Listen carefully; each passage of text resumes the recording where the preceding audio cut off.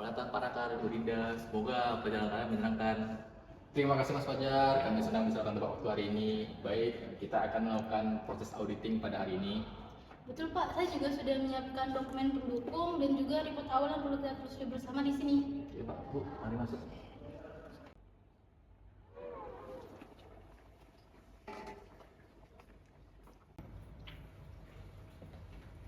Saya duduk Pak Bu.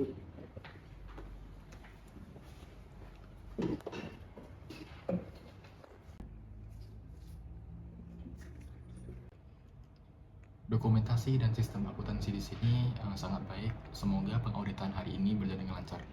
Saya setuju Pak. Kami sangat mengutamakan kerjasama. Kalau ada informasi yang ingin ditanyakan, boleh tanya kepada saya atau tim akuntansi lainnya. Profesionalisme dan kejelasan merupakan prioritas utama kami. Saya berharap pada pertemuan kali ini tidak terdapat kesalahan pada laporan keuangan. Saya juga sudah mengumpulkan data awal dan melakukan pengusukan dengan dokumen internal. Langkah awal kita di sini sangat krusial dalam memulai proses audit kali ini. Baiklah, mari kita mulai pertemuan kali ini dengan target kerja dan target audit tahun ini. Pak, coba lihat ini.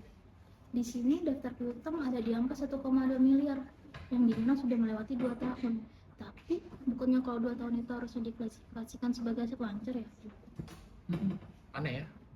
Saya juga udah cek beberapa dokumen pendukung sih, tapi harusnya piutangnya itu dianggap sebagai tak tertagih sesuai standar akuntansi. Gini aja, mari kita tanyakan pada tim yang berwenang pada laporan kali ini. Ini bisa berdampak pada laporan keuangan perusahaan. Tapi saya khawatir Pak, kalau laporannya disajikan tanpa koreksi, citra perusahaan bisa tercoreng. Kita harus menyajikan fakta ini sebenar-benarnya agar tidak terjadi kesalahan ataupun kesalahpahaman. Betul Pak. Mas Fajar, kami ingin bertanya mengenai kejanggalan yang kami temukan pada piutang laporan keuangan perusahaan. Tentu Mas, saya akan jawab sedikit. Menurut dokumen ini, piutang sebesar 1,2 miliar itu Pak sudah berumur lebih dari 2 tahun. Tapi di sini kenapa masih diklasifikasikan sebagai aset lancar ya?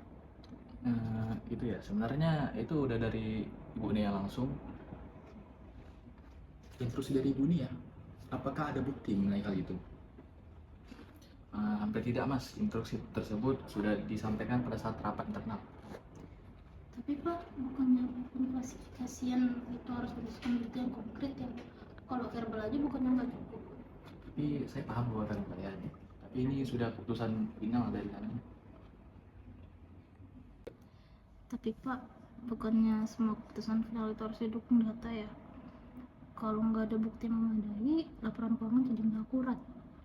Kita butuh penjelasan dan klarifikasi dari pihak perusahaan. Sebaiknya kita tanya langsung kepada Bu Nia. Baik Pak. Bu Nia, kami ingin menanyakan mengenai kejanggalan yang kami temukan pada laporan keuangan sebesar 1,2 miliar namun belum dikategorikan sebagai piutang macet. Mengenai hal itu ya Pak Raka, tapi perusahaan kami sudah mengambil keputusan yang bulat saat kami rapat pendanaan perusahaan. Tapi Bu, kalau data ini tidak diklasifikasikan dengan benar, bukannya laporan keuangan kita bisa memetik investor bingung ya?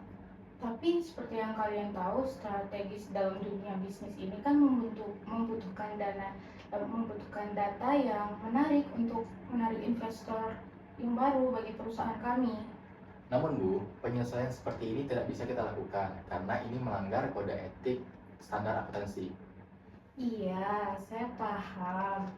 Tapi ini ada sedikit amplop untuk bukti kita menjalin kerjasama yang sudah lama ini tak mungkin terus gini aja kan? Maaf Bu, tapi kami nggak bisa menerima imbalan seperti ini. Takutnya menimbulkan konflik yang berkepentingan. Tapi kalian tahu kan, kalau di dunia bisnis seperti kita ini butuh titik temu antara finansial dan etika dalam dunia bisnis. Kami terikat pada kode etik profesi. Menerima imbalan seperti ini itu melanggar kode etik profesi kami. Aduh, Pak Raka, dalam dunia bisnis kita ini kan kita tahu kita harus punya titik temu antara finansial dan etika. Tapi Bu, bukannya titik temu tidak mengorbankan kebenaran data ya?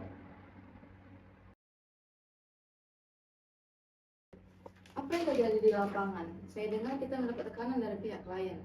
Bu Nia mencoba bernegosiasi dengan kami dengan mengiming-iming kami sebuah imbalan, tetapi kami tetap berada pada jalur kebenaran. Saya juga ini merasa pelajaran berharga sih. Soalnya keputusan kita yang sekarang ini bukan soal angka aja, tapi juga berdampak pada etika profesi kita. Ya benar.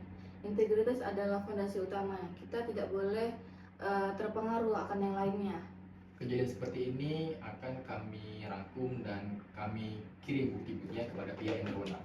Saya juga sudah mengumpulkan bukti-bukti dokumen internal yang bisa kita lanjutkan. Oh baik. Kinerja tim yang seperti ini sangat menginspirasi. Setiap langkah yang kita mulai sekarang akan memiliki pengaruh yang besar terhadap kepercayaan para konsumen.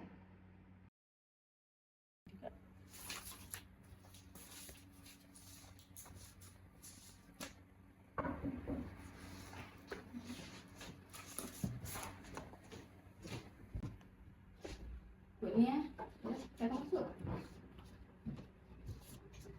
Terima kasih telah menyempatkan hadir hari ini Bu Nia. Saya tahu mungkin rasanya tidak mudah, apalagi yang telah terjadi sebelumnya kepada kita. Namun saya percaya bahwa setiap kesalahan bisa diperbaiki asal kita sama-sama punya niat untuk memperbaikinya. Iya, semalam tuh saya kepikiran, saya merasa keputusan yang saya ambil kemarin itu bukan keputusan yang terbaik. Tapi saya harap kalian mengerti bahwa keadaan itu adalah keadaan terdesak bagi kami. Kami mengerti apa yang Ibu rasakan, tapi kami sebagai auditor juga harus menjaga kepercayaan publik, Bu.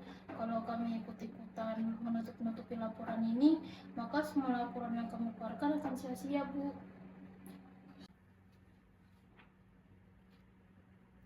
Ini yang benar. Selama ini saya hanya berharap piutang itu bisa dapat ditagih. Tapi dalam hati saya juga tahu kalau piutang itu sebenarnya sudah tidak mungkin lagi ditagih. Baiklah, saya akan tanda tangan ini.